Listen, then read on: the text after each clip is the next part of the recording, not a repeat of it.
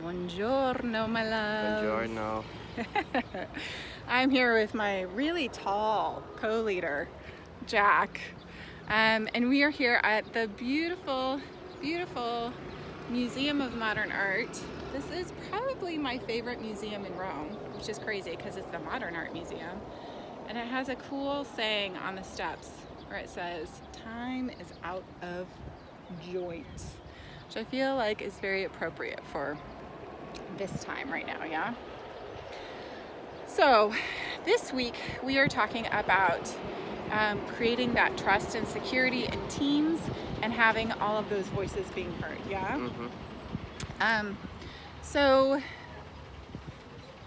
a really interesting topic that is not super cool or popular to talk about here is this topic of obedience. So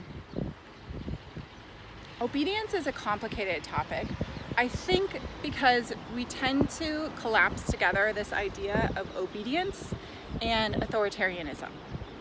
That we've kind of collapsed together these two ideas and these two concepts, and it's good to sort of pick them apart and see what's going on there. So one of my favorite leadership books of all time is The Road Less Traveled by M. Scott Peck. So he's a psychologist, and he wrote this book after I think maybe 40 years of his psychology practice. And what he talks about a lot in there, yeah, he's had a lot of experience. What he talks about in there is this sort of matrix of love and discipline. So he talks about parents that use love and discipline, and then leaders, right? Because parents are leaders. So what he finds is people who have only love and no discipline when they are growing up become what's called, what are they called? Like the character disorder. That's right. They become the character disordered ones. So character disorder means those people that are like, nothing is my fault. It's all your fault. It's all your responsibility. It's your thing, okay? Just you. None of it is my thing. On the opposite side of that spectrum are people that are neurotic. And those are people who are like, everything is my fault. Everything is my responsibility. I tend to be slightly neurotic, so I have to push myself to go in the other direction to find that balance in the middle, yeah. So there's a really cool Simon Sinek talk that talks about this, that during the 80s and the 90s, so kind of my generation, the parenting philosophy, and even when he was little too, all the parent books, all the parenting philosophy was just focus on the positive.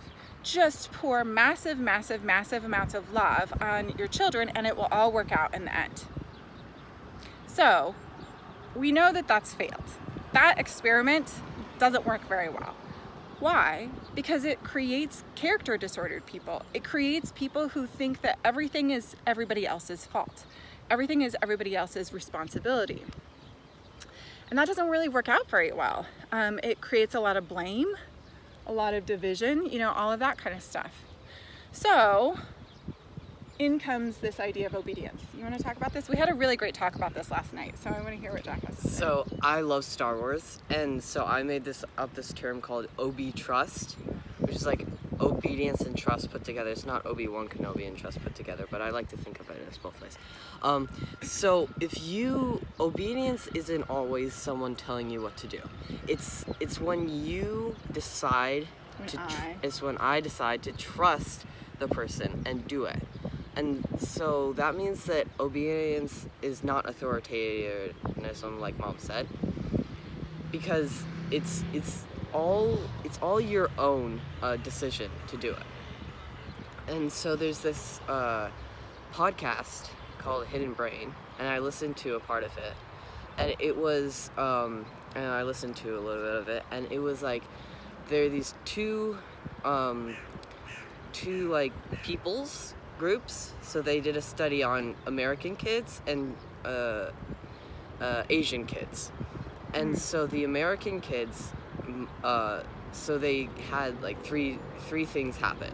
So the first was they got to choose their gym study, like their gym exercise. The second was someone else chose their gym exercise, and the third was their moms chose their gym exercise.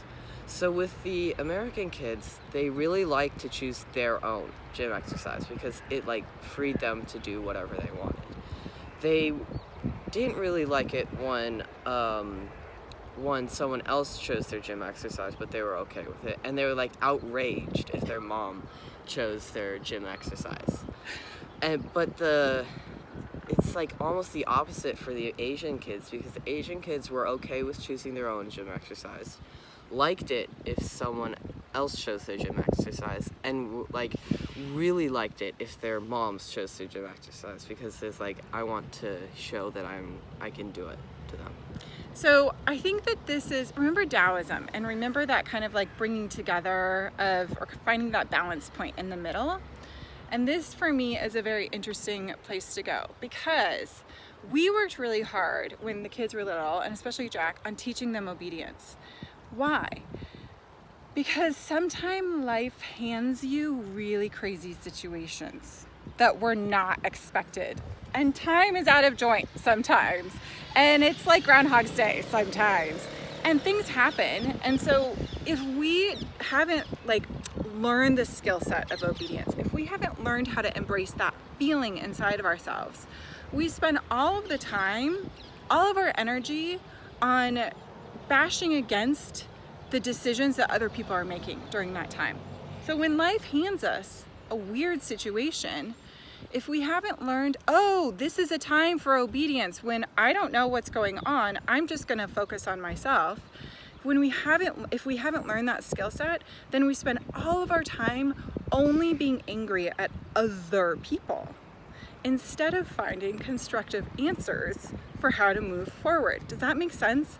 If we have this, if we're like, okay, this has happened, life has happened, my job is to bloom where I've been planted. What's my blooming? Well, for me personally, part of it is speaking up to authority figures and discussing with them the decisions that are being made in these moments, talking with them about it, finding those creative solutions. If, however, I just spend my time being angry with everyone around me, it's like me just spending all of my energy bashing up against life, as opposed to growing my own garden and cultivating my own garden.